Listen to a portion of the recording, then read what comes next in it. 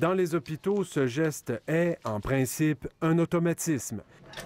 Se désinfecter les mains chaque fois que l'on entre et que l'on sort d'une chambre. Nous, on atteint les 70 en hygiène des mains et on a une augmentation de près de 20 en un an.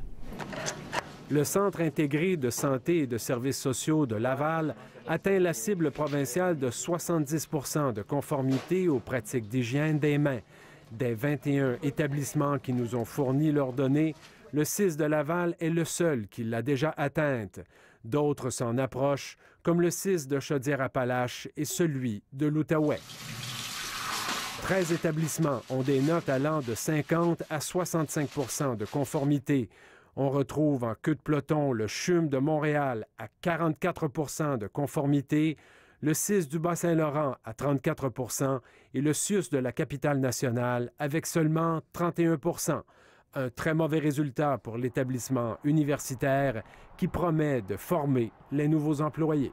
On va faire signer un engagement écrit à tous les employés qu'ils vont procéder à l'hygiène des mains. Difficile d'expliquer cette négligence dans le lavage des mains, surtout que dans la moitié des établissements pour lesquels nous avons obtenu des données, ce sont les médecins qui dérogent le plus à la consigne. Je peux malheureusement pas l'expliquer. J'aimerais vraiment pouvoir l'expliquer parce que je me précipiterais vers une solution. Bien, c'est déplorable. Écoutez, on parle ici de la mesure la plus élémentaire dans les soins de santé. Déplorable, surtout quand on compare le Québec avec la province voisine.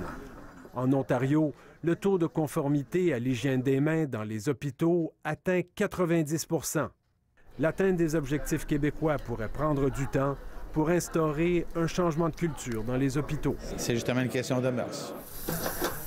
Tous les établissements devront améliorer leur performance. D'ici 2020, Québec veut que la conformité aux pratiques d'hygiène atteigne 80 Ici David Gentile, Radio-Canada, Montréal.